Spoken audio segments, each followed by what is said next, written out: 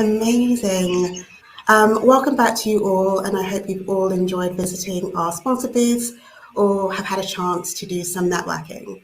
My name is Efe Lokba, and I'm a program manager on the Mentoring Women in Business program at the Cherie Blair Foundation, and I'll be chairing this panel today called Cross-Border Mentoring to Level the Playing Field. In my role at the foundation, I oversee the recruitment and onboarding of the women entrepreneurs who become our mentees and the business professionals who take on the role of mentors. I also work in close collaboration with our program partners who support the program by sponsoring the places for the mentors and the mentees to participate. For those of you who may not know, the foundation has been running the Mentoring Women in Business program for over 10 years and has worked with nearly 10,000 participants across more than 100 countries to boost and build women's businesses. Our mentoring program is a cross-border, entirely online program that matches women entrepreneurs living in low and middle income countries with mentors living anywhere in the world. They work together for 1 year on a jointly agreed plan to support the women to achieve her goals for her business. Mentees are matched with mentors based on skills to help the women develop her business to the next stage. The skills needed include things such as finance, marketing, HR, business strategy, and so forth. And these skills are defined through the application process the mentees complete. At the foundation, we found that when mentoring is done in the right way, it can support women entrepreneurs as mentees in multiple ways, from boosting professional skills and confidence to strengthening wealth, independence, and security. It can also be a powerful tool to address some of the challenges women entrepreneurs face while starting, running, and growing their businesses, including the discrimination and challenges rooted in gender stereotypes. The online nature of our program means it's flexible and can easily be adapted to fit with the lives of those involved, making it suitable and fit for COVID. Given the devastating challenges women entrepreneurs globally have faced since the beginning of the COVID-19 pandemic, mentoring remains a critical part of the solution to support women entrepreneurs in low and middle income countries. This brings me nicely to the main reason why I am here today and this session is being run, which is to explore how virtual volunteering can help break down the barriers for women entrepreneurs through mentoring. The speakers on this panel, who I'm joined by today, are key supporters of the foundation who have all been involved in and with the mentoring program, either as a mentee, mentor, or as an organization that has sponsored places for women entrepreneurs to be mentees or have enabled their own staff to participate in the program as mentors. So without any further ado, I'd like to welcome to the stage our speakers. The first person I'd like to introduce is Van Dang, who is the founder and CEO of Surrey.com, one of the top 30 global mobile app developers and the leading digital technology companies in Vietnam. Van was named by Forbes magazine as one of the 15 global leaders to watch in 2017. And amongst all those amazing achievements, Van is also a Cherie Blair Foundation for Women alumni mentee. The next person I'd like to introduce is Zara Jeffrey, who is the Global Director of Social Impact Partnerships and Programs at Marsh McLennan. Zara leads the strategic direction and implementation of Marsh McLennan's nonprofit portfolio, social impact programs such as Global Volunteer Month and the Social Impact Platform, which tracks colleague volunteering and giving. Excitingly this year, Zara chose to become a mentor herself and is currently participating on the Mentoring Women in Business program. Next speaker on this panel I'd like to introduce is Justin Kwan, who is a program manager at the Asia Pacific Foundation of Canada, a non-for-profit organisation that focuses on building Canada's ties with Asia. At the foundation, Justin leads the Apec Canada Growing Business Partnership, a project that focuses on micro, small and medium enterprise growth in developing Asia Pacific Economic Cooperation economies, with a particular focus on Indonesia, Peru, the Philippines, and Vietnam. Last but not least, the next speaker I'd like to introduce is Frazier, who is the Global Employee Volunteerism and Engagement Lead for Social Innovation at PayPal. In that capacity, Henrik spearheads the PayPal Community Impact Program and oversees employee volunteerism, giving, and partnerships. So yeah, very interesting, really great panel that you have that we've kind of brought together. You bring together really diverse experiences and insights, which I'm really excited to share with you all. But before I get started, I just want to let those of you who are in the audience know that if you have any questions or comments for the panel, please do add them to the chat box. If we have some additional time towards the end of the session, I'm hoping to share some of those questions with the panel to answer. So please do share your questions as we go along. Yeah, we're looking forward to your engagement in this session. So to kind of kick off this discussion, the first question I have is to Zara, Justin, and Henry. Kind of based on your experiences, it would be really great to hear how, kind of from your kind of perspective, how the Foundation's Mentoring Women in Business program supports women entrepreneurs to grow their businesses and build their own capability as leaders in today's business environment. So yeah, Zara, if you're happy to go first. Thank you, FA. It's lovely to be here. So in our experience, the programme has really helped women entrepreneurs by growing their confidence and also empowering them to help make their own business decisions. As FA mentioned, I'm lucky enough to be a mentor currently on the programme. My mentee is Fernanda in Brazil. And what I do with Fernanda, we meet once or twice a month. And really, I act as a sounding board for Fernanda. I'm a trusted friend for her. I help to encourage her and motivate her. And what we found over time is that Fernanda's helped building a business, and she has challenges, she has successes. I help her with her goal setting, help her identify strengths and weaknesses. And I think one of the most important things is about listening to Fernanda and helping to guide her. So I'm not here as a mentor to help her make her decisions or make the decisions on her business for her. What I'm doing really is, being that sounding board. And I think the dedicated time that we spend together pretty much every other week is really important. It's a point of reference for Fernanda where she knows she can come to me and we can talk about the progress that she's made, or maybe the progress she hasn't been able to make because there's been challenges and hurdles in the way. But I think ultimately the program really is helping to support her grow her business. And the other part of that, I think, as well, that I find really important is that as Fernanda and other mentees grow their business and they become leaders in their own capacity, they then go on, a majority will go on to mentor other women in their communities as well. So you get that wonderful ripple effect. So we're not just supporting the mentee herself, but that will then hopefully double, triple and quadruple on a ripple effect through the communities. So thank you. Thank you, Zara. Justin, is there anything you'd like to add? Sure, of course. Thank you, FA. And first off, I'd like to say thank you to the Cherie Blair Foundation for inviting me to speak with all of you today.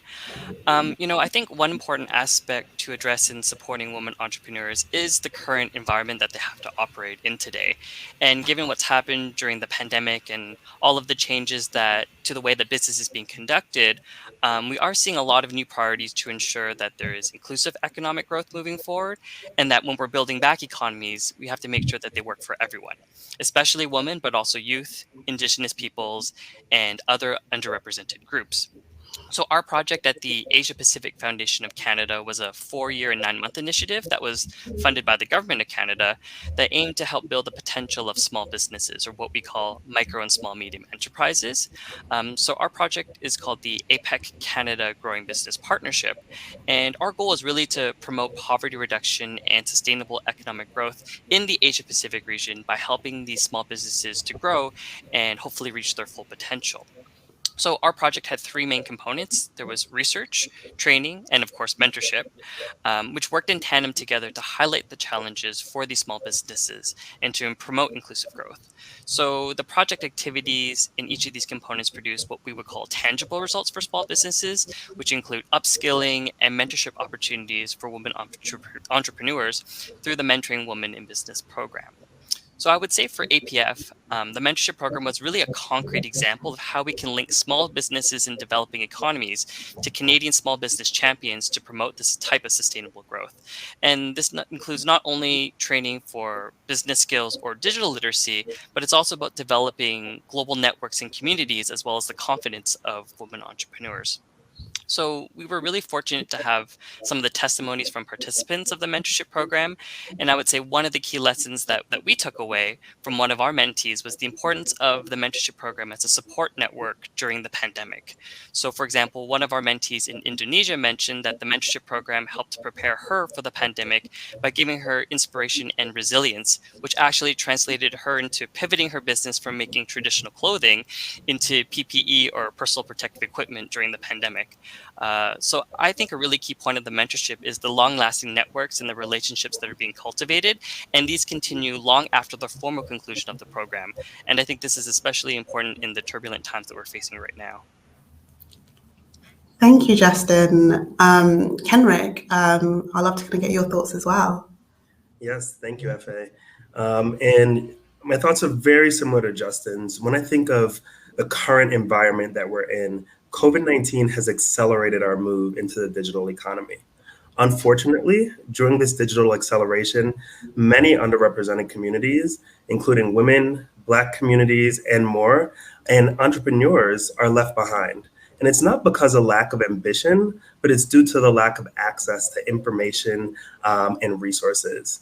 And so now more than ever, it's important for us to be intentional and think about how we can provide access to information, community, network, and capacity for underrepresented entrepreneurs to grow their business. And this is exactly what the Mentoring Women in Business program provides to women entrepreneurs across the globe.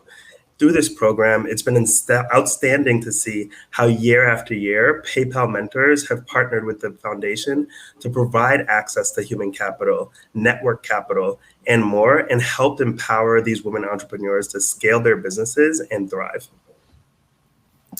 Thank you, Kenrick. Yeah, no, that's really interesting to kind of hear your perspectives, kind of like from the business and kind of organizational angle.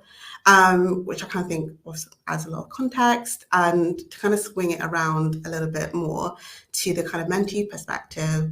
Van, it would be really great if you could actually tell us a little bit about your experiences as a mentee on mentoring with the Mentoring Women in Business program, how it enabled you to address the challenges you face as a woman entrepreneur, and specifically what has been the impact of gender stereotypes on your journey to entrepreneurship. Thank you, F.A. And hi, everyone. I'm very happy to be here today to share about my experience being a mentee with Cherie Blair Foundation. I think people have different experience of being a mentee, but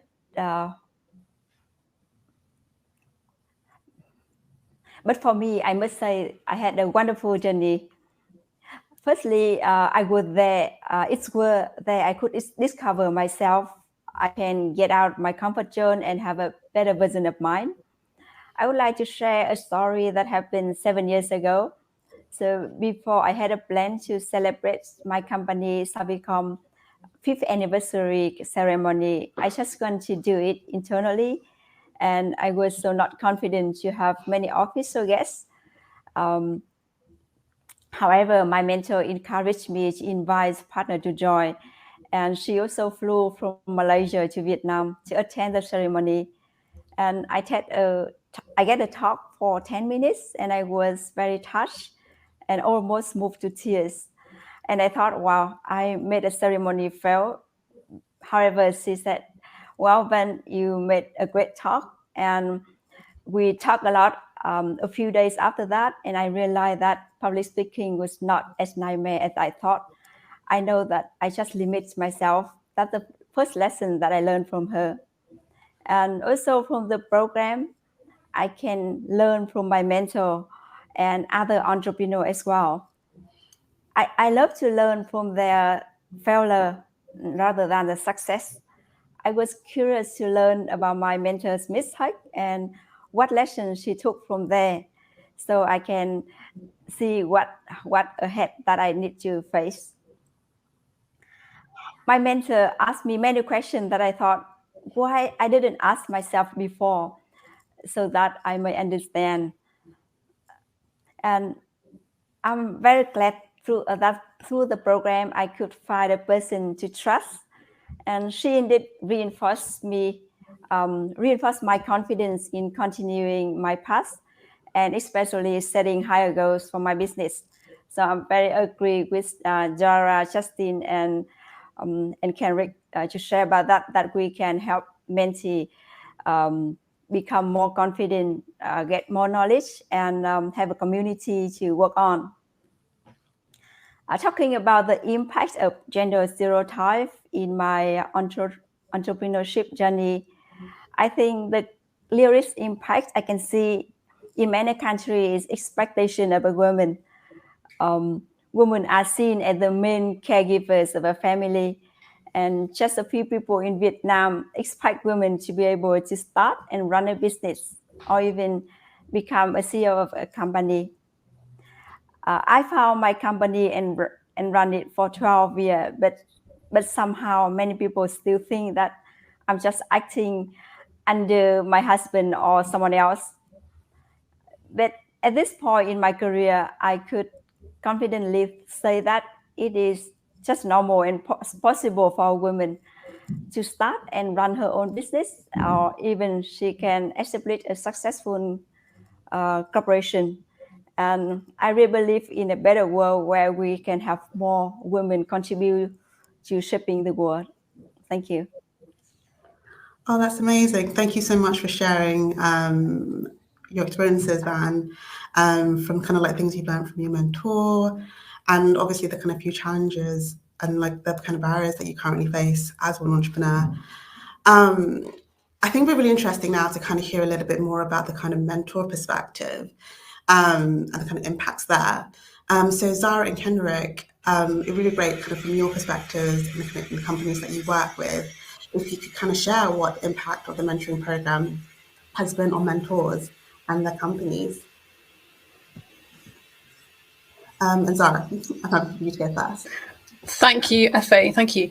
So at Marsh McLennan, we've had over 400 mentors over the last 9 years, and we've seen many benefits for the mentors themselves. I think, it's not just about the mentees. The mentors gain all sorts of personal and professional skills as well. So we did a survey on our mentors, and we found that 100% of those mentors agreed that they had gained some leadership skills. They'd boosted their communication skills and also their business skills. So that was a kind of driver to help sort of support their own professional career development. But then also alongside that, the mentors are learning about empathy, about patience, importantly about listening skills, and also about being flexible and adaptable, which, as we all know, has been incredibly important during the pandemic. And I think, for me, in my own experience, I've learned a lot from Fernanda. She's a really inspiring woman. So she's based in Brazil. She has young children. So there was a parallel for me as I have a young child, as a working mum. She actually has 2 jobs, and she's also now setting up her own business. And I think it's been really eye-opening for me to see her, her passion and her sense of humour really drive her forwards. And I'm truly inspired by her. What I've learned is, it's kind of brought a new perspective to my week. I really look forward to speaking to Fernanda, because I know that whether she's got challenges or she's got some successes to tell me about, I think the fire she's got, the passion for her business is amazing. She's creating some sensory toys for children, in particular children who have special educational needs. And yes, her passion has just really helped me to kind of, to think when you have a positive attitude, you can achieve all sorts of things, in the face of challenges. So that's been, I think, really beneficial. And the other part as well is around, for our mentors, is having an insight into new cultures and new countries, new markets that they may never have had access to or to understand about before. And I think that brings a really refreshed perspective. And so I'd say, overall, it's a wholly enriching learning experience. Thank you. Thank you, Zara. Kenrick, would you like to add anything from your perspective? From the Yes, definitely. So our employee mentors are passionate about Cherie Blair Foundation for Women and the Women in Business Mentoring Program in particular. The program has enhanced our employees' wellness and fulfillment on acting on their purpose. It also, similar to what Zara said, empowered them to leverage their skills for good and provided them with a unique leadership development opportunity. They developed core leadership skills like managing for the future, empowering the success of others, inclusion, and how do you employ a whole company approach. One thing that we've seen on surveys is that these learnings and the leadership skills that employees develop through the program, they then bring back to PayPal and apply to their day jobs. For PayPal, it's important for us to develop our future leaders. And so, the Cherie Blair Women in Business Mentoring Program, in addition to ensuring that we're amplifying our social impact, it also enables us to develop our leaders. Thank you. It's also great to kind of hear what that kind of impact is on mentors, as I think one of the kind of views about participating on the mentoring program is that it's very much the investment is very much into the mentees, which obviously it is, but there's also something that mentors are able to kind of take from their experiences, and it's obviously kind of one of the kind of core things about our program being a two-way learning process, where not only do mentees obviously have the opportunity to take away some skills and learning, but it's also a worthwhile experiences for the mentors as well. So it's really great to kind of hear both you and Zara kind of reiterate that point. So kind of like building on that, I'd like to kind of like go back to you, Justin, to see kind of based on what you've heard, can you tell us about your program and what you've learned and the evidence emerging? Sure, definitely. Thanks, Fa. And my perspective is a little bit different in the sense that we weren't directly mentors in the program, but we're a research institution. So our project, the Apec Canada Growing Business Partnership, recently concluded its capstone year back in May of 2021. And at that time, our capstone conference released a policy report and a toolkit for policymakers on promoting inclusive growth for small businesses. And through those activities, we highlighted several policy recommendations in the areas of promoting inclusive growth, supporting women and youth entrepreneurs, aiding small businesses in their digital transformation, securing access to finance, ensuring access to support services, and overall encouraging more broader market access. So, in terms of supporting women entrepreneurs, I think one important lesson that we recognize is that investing in the economic inclusion and participation of women and youth can drive strong, sustainable economic growth. And this has shown to be an effective method to reduce poverty and inequality. So some of the key highlights from our project I would like to draw attention to is the consistent need to collect gender disaggregated data, building robust knowledge networks for women entrepreneurs, and other opportunities for training, skills, and development. So I think the latter two, the building robust knowledge networks for entrepreneurs and training skills and development, is relatively intuitive. I would like to talk a little bit more about that first point on collecting what we call gender disaggregated data. So, what our project sought to do better was to understand the specific challenges that small businesses and entrepreneurs face, especially those led by women, as well as opportunities they can receive and create for themselves in their respective locales. And so, here we found it particularly important to collect information that is gender disaggregated, as well as feedback and testimonials and stories from the women entrepreneurs themselves. And this is actually based on some of the best practices from Canada and other parts of the world as well. So in Canada, we have a federal government department called Women and Gender Equality Canada that actually highlights this as one of their best practices in what they call gender-based analysis plus, which is to examine the impact of different programs or initiatives or policies and how they are affecting different groups of women, men, and people of different gender identities.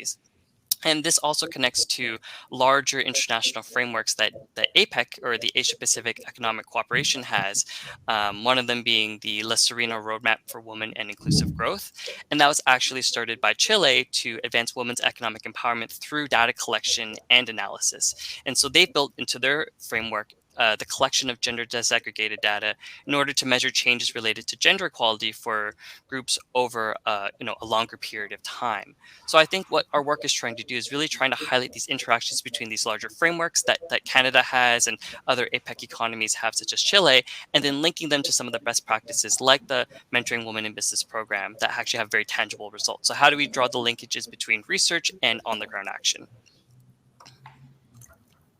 Thank you, Justin. Yeah, I think that's a really interesting kind of balance to kind of hear about the kind of like practical experiences of our mentees and the mentors.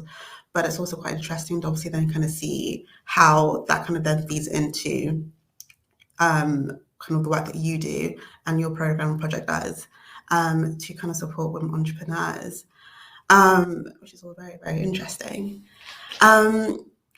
So a question that I would like to ask to you all individually is obviously talking about the mentoring program and how you've all been involved in different ways.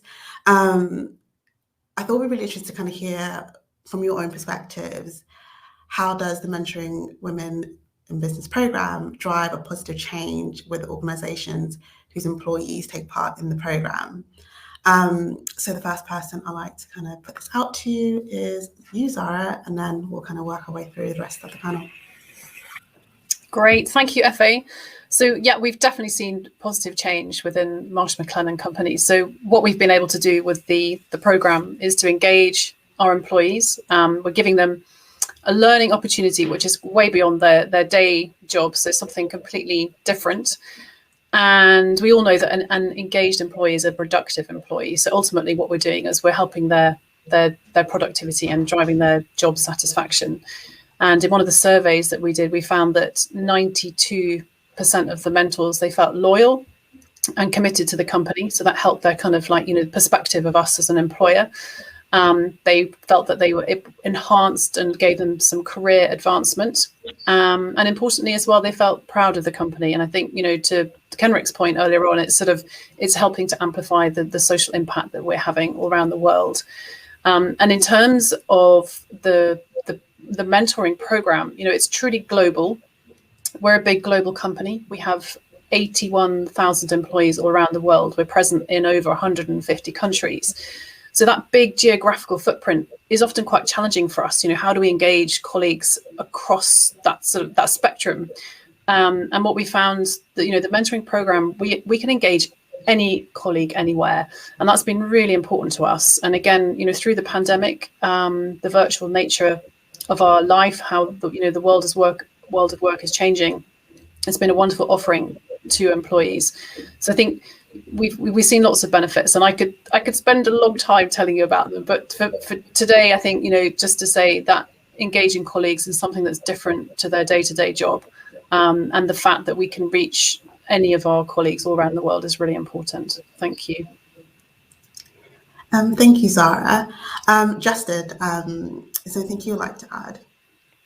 Sure, definitely. I think for APF Canada, the Mentoring Women in Business program was really a key part of our international development initiative.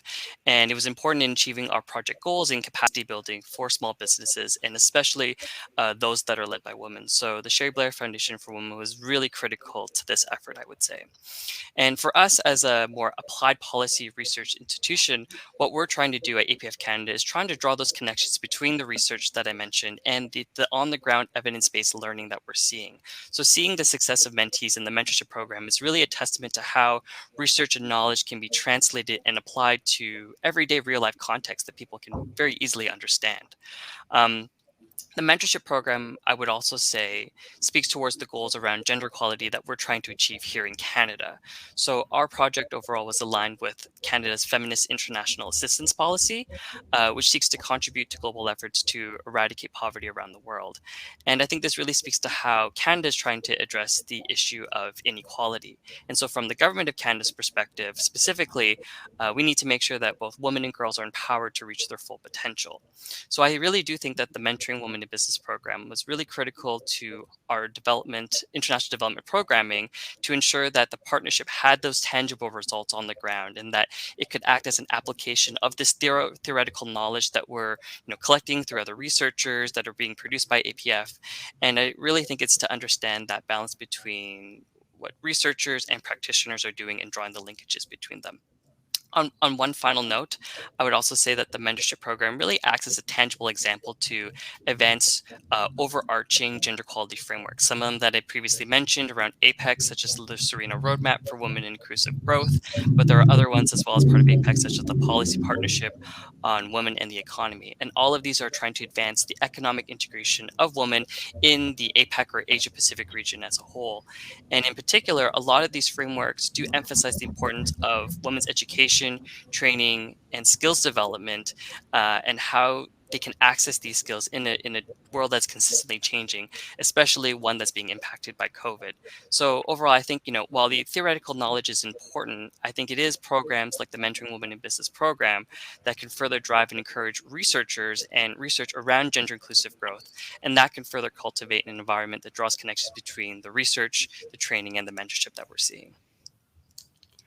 Thank you, Justin. Ban, I know it's a slightly different angle, considering you're obviously coming from being a mentee, but it'd be great to kind of see if you had any additional thoughts on how the program could potentially, drive positive change in organizations whose employees participate.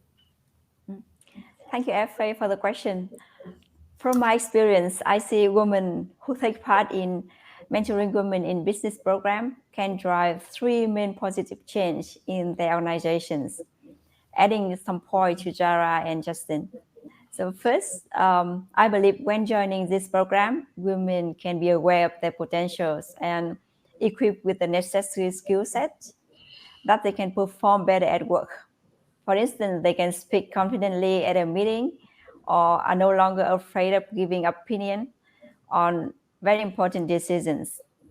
Their thought, opinion, diverse skill set will contribute largely to company success, I believe.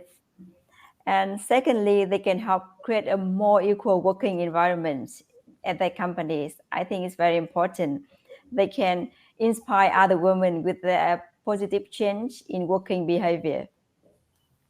And finally, women who attend this program can help build a mentoring culture in their workplace. I think strong mentoring program will increase knowledge transfer, job satisfaction, strong internal network, and improve staff retention. In my case, for example, after joining this program, we have an active mentoring group within our company and also within Hanoi Women Entrepreneur Association here in Vietnam. And we also have experienced mentor and hungry to learn mentee to meet together. And I'm very happy that now in Vietnam, the mentoring culture is increasingly now not only in business, but also in school and other organizations. And I really think that mentoring in business program can help a company drive positive change like this. Thank you, Van. It's always just so great to kind of hear how the kind of sustainable aspects or the kind of sustainability of that program, with the mentees kind of going back and kind of giving back to the communities and advocating for mentoring amongst their own kind of communities, colleagues and organizations. Thank you so much for sharing. And Kenrick, not to leave you last, but is there anything you'd like to add? Yes, definitely. So since the inception of our partnership with the Cherie Blair Foundation, the Mentoring Women in Business program has provided our employees with leadership development opportunities and employee engagement opportunities. But right now, to protect our employees and communities from COVID-19, we are currently in a 100% remote working environment. Culture and community has been essential to keep remote working employees connected to PayPal and engaged. The Women in Mentoring program helps PayPal build culture and community through social impact. Despite working remotely, we've seen a significant increase in participation in the Women in Mentoring Business Program and our social impact programs overall. It's how we continue to connect employees to PayPal's purpose-driven mission and vision of democratizing financial services, empowering an equitable and inclusive global economy. Our partnership with Cherie Blair helps us to further our vision and to ensure that everyone, including women and Black communities and communities in the Global South, can exercise their right to earn and thrive. Thank you so much, Kendrick. I think you all kind of really added some really interesting points there to really kind of emphasize the importance of kind of how this program, particularly this kind of the online and virtual aspect of our program, can really drive positive change amongst employees and organizations. So kind of building on that note, to kind of round up this part of the conversation and this part of the discussion, I would love if you could all say one thing that could persuade other companies and organizations who might be interested or on the fence about kind of joining in partnership with us, what you would say to persuade other companies and organizations to participate in the Cherie Blair Foundation's Mentoring Women in Business program. And just switch it up a little bit. Let me start off with you, Kendrick. Sure. So I'll say, similar to what Zara was saying earlier, we have a large geographical footprint at PayPal.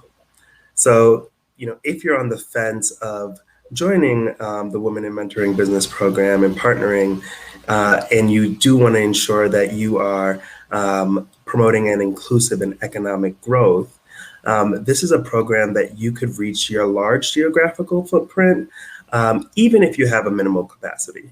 So we know many of us in corporate social responsibility have very lean teams, and a successful mentorship program requires significant coordination. The foundation, and shout out to you, FA, provides terrific program management, which makes it turnkey for you. They'll provide you with recruitment materials. They'll manage almost all phases of the program, from matching mentors and mentees to helping with assessing results. So it makes it easy for you to roll out a global program that's highly impactful, that delivers for the business, as well as for the community. Thank you, Kendrick. Zara, would you like anything to say, or what would you say?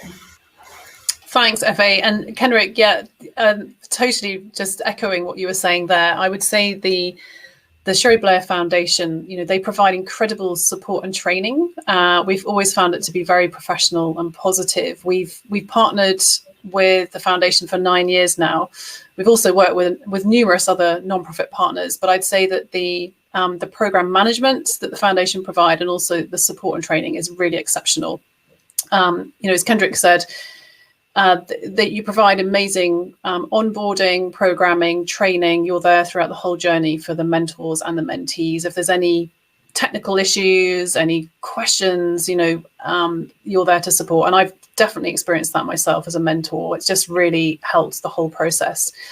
And I'd say, 100% of our mentors would recommend this program to a friend or a colleague. And I would just say, go for it. Don't wait. Get involved today.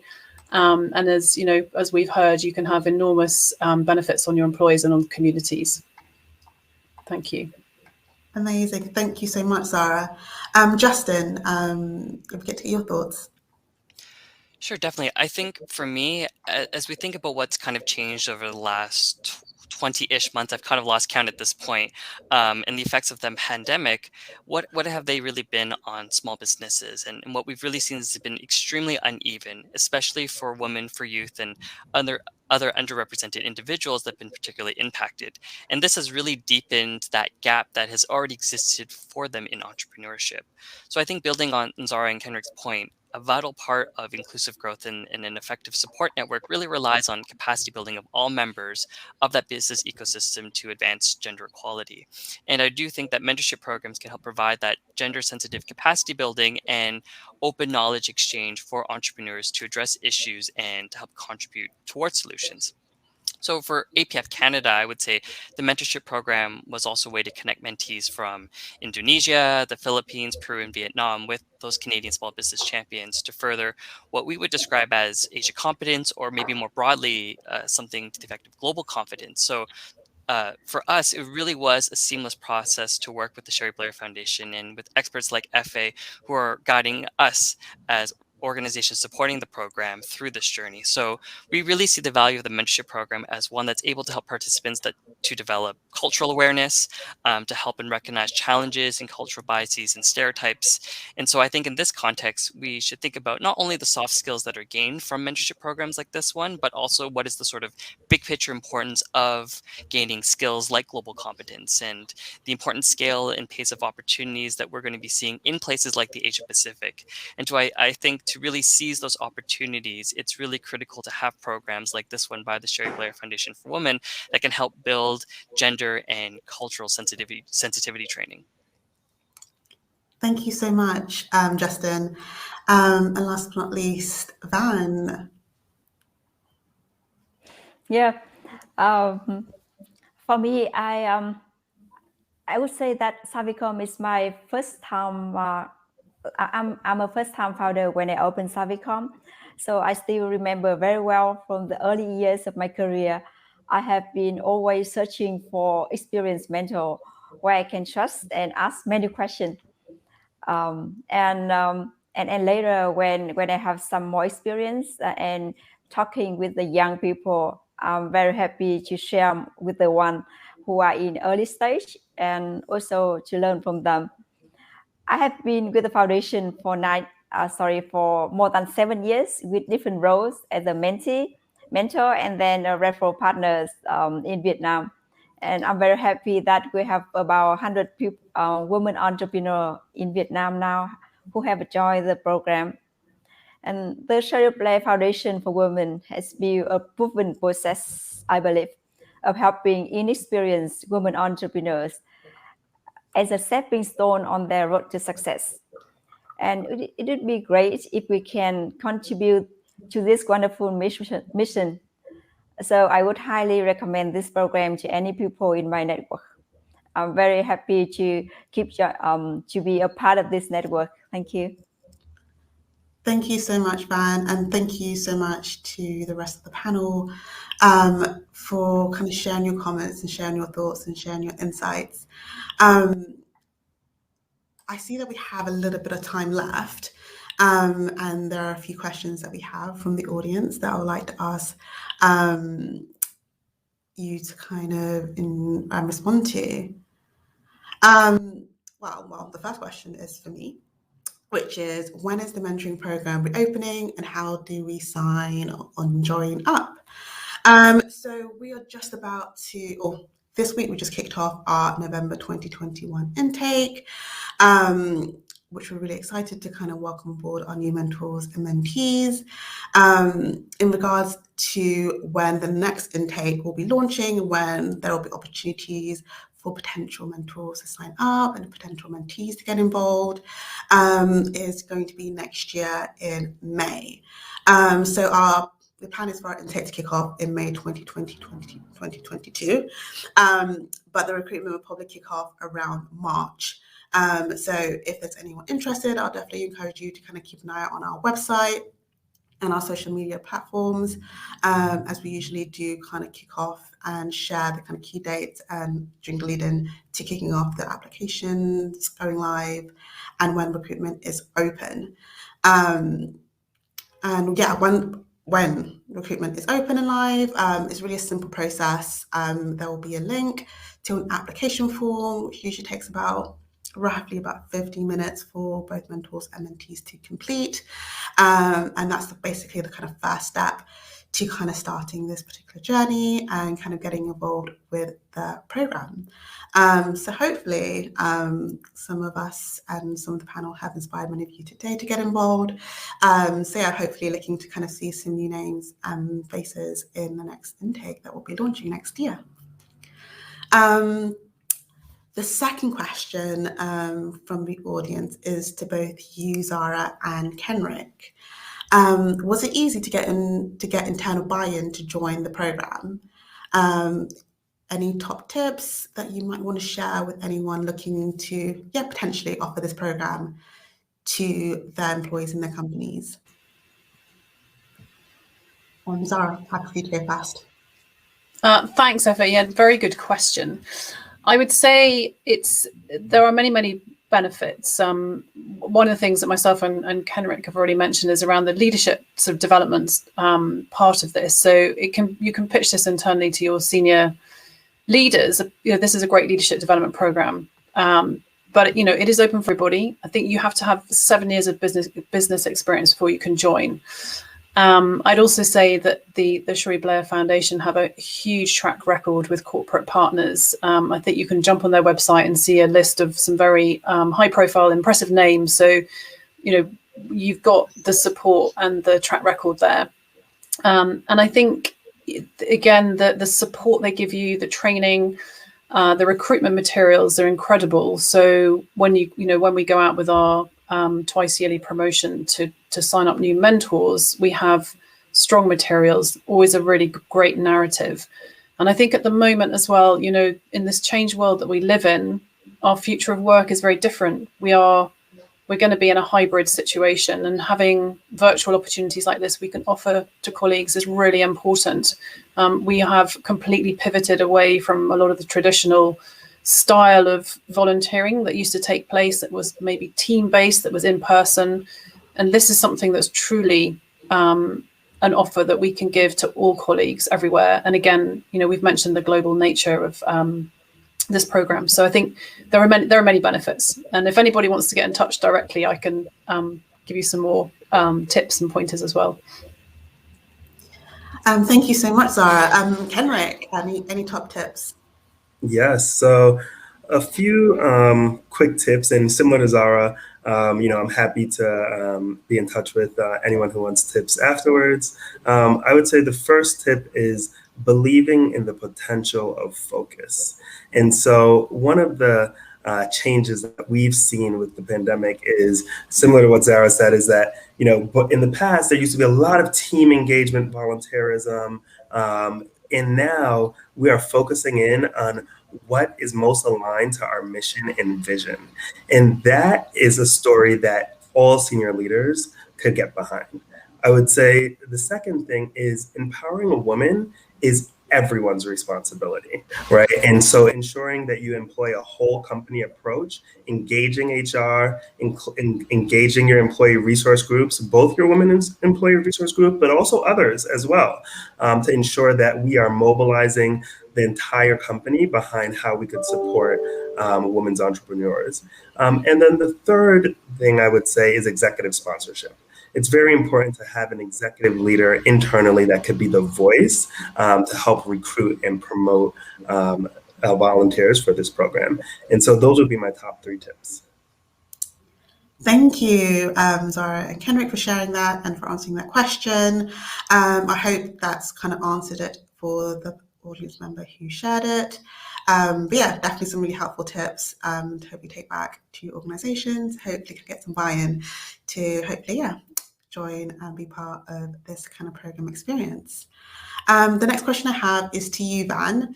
From your experience, what advice would you give to other women who want to become a mentee?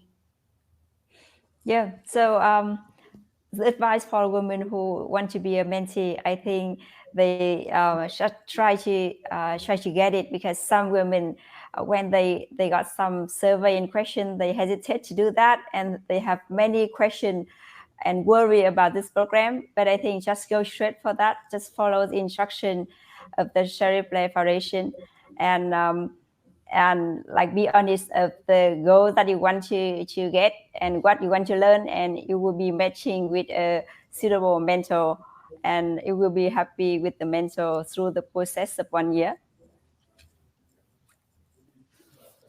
Yeah, thank you. I definitely agree. One of the things that I do definitely emphasize when we're recruiting and we're just making sure that people are quite clear on the kind of guidance to apply is the importance of, when you are applying on or completing the application form, we do really emphasize the importance of being as honest and sharing as much information, either as a mentee about your business, what you're hoping to kind of gain, as that information that we use to then find or try and match you with a mentor. So yeah, definitely it's really important to kind of make sure if you are thinking about joining this program that you have some really clear ideas as to kind of what you want to gain and the kind of support that you're looking for, because that definitely makes it so much more easier for us to kind of then find you a suitable mentor to kind of support you in your kind of entrepreneurial journey. Van, just to kind of stick with you for this next question, networks are so important. Did you meet other mentees on the program to connect with during your time on the program or even after? Oh yes, yeah, I met with many different mentees, not only in Vietnam but also in India and Indonesia as well. So I think maybe because so many women joining this program. So when I went to Women Global Summit in India, I met some people and we talked about this program, and they said, "Well, I was also a mentee, and we have a lot of things to share together as well." Especially in Vietnam, we have the Vietnam Women Entrepreneur Network. So we also share about this program, and we have some offline activity to share what we have learned and how to encourage more people to join.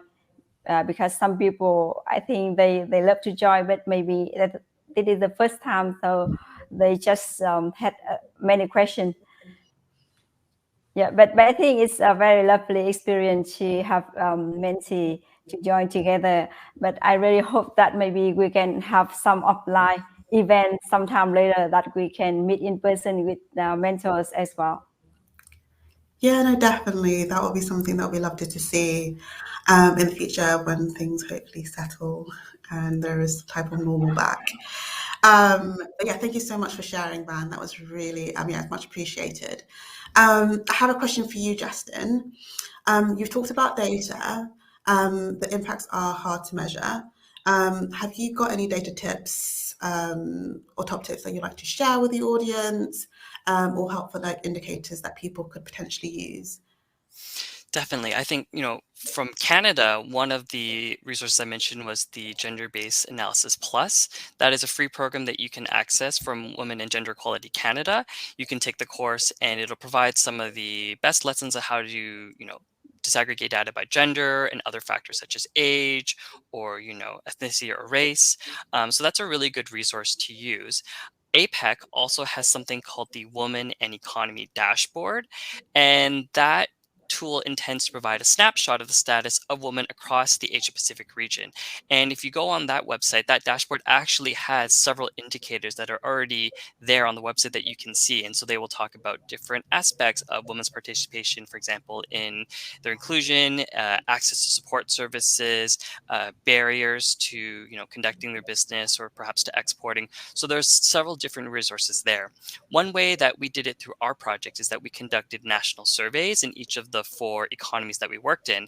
And as we developed those surveys, we actually worked in conjunction with different ministries that work on economic empowerment, specifically for businesses, but also with divisions that also had gender expertise. And so we were really able to develop our survey questions to cater towards the specific issues that were happening in a place like Indonesia or in Peru by consulting with the gender experts there. So we were really able to have our survey results really look at issues that governments are trying to solve within their own respective jurisdictions. And for us, I think that was a real value for both the government officials and policymakers, but also for small businesses to really kind of understand that snapshot. So for us, it was through national surveys, but I would encourage you to go to the APEC Women and the Economy Dashboard, which has several different indicators that you could use there. Thank you, and thank you so much for sharing that, Justin. Sounds like a really valuable and useful resource. So hopefully, yeah, there are people in the audience that can make use of that. My next question is to both you, Zara, and Van. Based on your time on the program, could you share what you have found to be the most valuable thing that you've learned, skill you developed whilst you've been on the program, or whilst you've been on the program so far for you, Zara? Thank you, Effie. What a great question. I'd say, yeah, I'm learning all the time, and I'm sort of probably nearly halfway through my year of mentoring now. But one of the, I think, most important things I've been learning about is the importance of listening. So for the mentee, I think having somebody, dedicated a couple of times a month just to sit down, to listen, to work through challenges and options and which directions to go is really important. I think the listening, and then also just being able to ask questions as well. I think it's really important, me as a mentor, learning just to kind of sit back, be that sounding board, listen, ask some questions that might kind of pull out information that maybe my mentee Fernanda had not thought about. I think that's probably most important. And if we speak again in the future, I'm sure I'll have lots more learnings to let you know. I'm still learning and still part way through.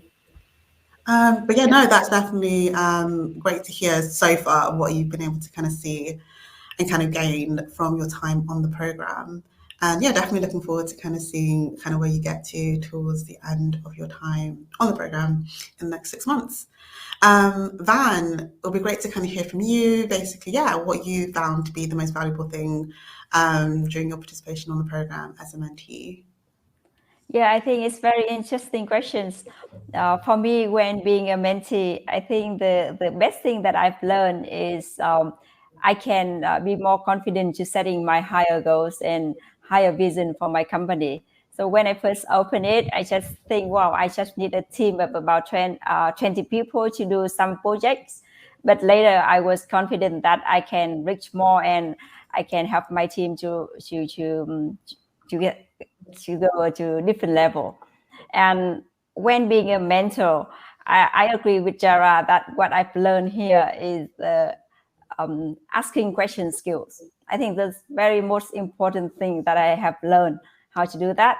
And I understand that a mentor, not the one to answer the question of the mentee, but the one who know how to make the question suitable question, so the mentee can think in their way. And I also apply it in talking with my daughter as well. So I would never tell them to answer the homework that she wants to do, but I just say, well, I asked her some question and she had to find a way to do it. And I think it's very important skill that we got through the mentoring program. Yeah, amazing. I love how, to kind of hear how transferable the skills that you've been able to gain on the program can be used in different aspects of your life. But yeah, no, thank you so much for sharing that, Van. And thank you so much to the rest of the panel, Van, Zara, Justin, and Kenrick, for sharing those last thoughts and for being part of this discussion, where we've had the chance to share how companies and organizations can help break down barriers for entrepreneurs through virtual volunteering, explore the direct impact mentoring has had on women entrepreneurs, as well as the mentors who provide their support. But it's also been great to kind of hear how data has been collected from these experiences to help inform kind of governments and policymakers around the world to further women's economic empowerment. Sadly, and just before I kind of wrap up, I do want to say, I just want to thank Pamela Siegel from Bank of America, who was due to join us on this panel, but unfortunately couldn't do so today. But I'm pretty sure she would have echoed many of the things that have been discussed so far. But yes, unfortunately, we are now coming to the end of this session on cross-border mentoring to level the playing field. I want to again just say a massive thank you to the panel, as well as to the audience and people who have joined us today for this discussion. I really do hope that you found it informative and are able to take away some key points on how we can come together to support women entrepreneurs through mentoring to help challenge the gender stereotypes women face. So just before our very final session for today, we are now going to take a 15-minute break for many of you in the audience to explore our sponsor booths and do some networking. If you could take a look to the panel to the left of your screen, you will see links to our sponsor booths and our networking pages. I definitely encourage you to take a look at the boost by our sponsors, Bank of America, Blackstone, and Google, to find out about what they do and how they are supporting women entrepreneurs. You can also talk to the Cherie Blair Foundation for Women staff at their very own booth about how to get involved with the work that we do. I'll also encourage you to join a networking session in which you can meet other event attendees for a quick fire 3-minute chat session. These fun chats mean you can connect with anyone, anywhere in the world, and can find out more about them, why they're attending the Women Entrepreneurs Mean Business Summit. And lastly, I just want to remind many of you who are fashion lovers out there in the audience that you can take part in the Foundation's fashion auction, which is running now and across November. If you've enjoyed listening to the speakers today at today's event and would like to support the Foundation and the work that we do to try and end stereotypes that are blocking women entrepreneurs, I do encourage you to please do take part in the auction now. And on that note, I hope to see you all in 15 minutes.